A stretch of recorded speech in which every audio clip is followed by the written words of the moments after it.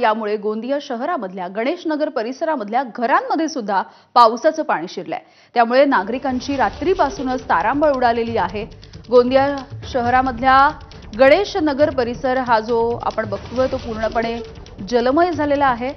लोकांच्या घरामध्ये पाणी शिरल्यामुळे संपूर्ण संसार हा पाण्यामध्ये भिजत पडलाय, वाहून गेलाय अशी स्थिती सध्या निर्माण झाली आहे। एकूणच इथल्या परिस्थितीचा आढावा घेतलेला आहे आमचे प्रतिनिधी देवेंद्र रहांगडाले यांनी। गोंदिया जिल्ह्यामध्ये काल रात्रीपासून मुसळधार पाऊस सुरू आहे।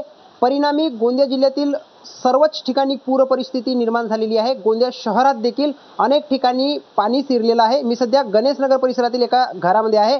दृश्यांमध्ये आपण बघू शकता या घरामध्ये मोठ्या प्रमाणात पुराचं पाणी शिरलेलं आहे आणि या घरातील जे साहित्य आहेत ते अक्षरशः अस्ताव्यस्त झालेले आहेत। ये पूरा अनाज से लेके सारा हमारा बिस्तर वगैरह सब बर्बाद हो गया। सोफा वगैरह, फ्रिज, आपका ये वॉशिंग मशीन सब में पानी घुस चुका है। सारी चीज़ों में जो घर गृहस्थी का है सारा बर्बाद हो गया। दीवान में सब पानी घुस गया है। हमारे प्रशासन से यही मांग करेंगे कि जितनी जल्दी हो सके उतनी जल्दी ये पानी निकासी की व्यवस्था की जाए, है ना। तो परेशानी हो रही है लोगों को भी, घरों में, परिवारों में भी।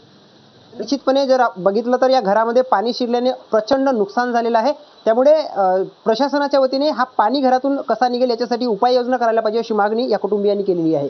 देवेंद्र रहांगडाले, एबीपी माझा, गणेशनगर, गोंदिया। आणि यानंतर दुपारच्या बातम्यांमध्ये अगदी छोटासा ब्रेक घेऊ।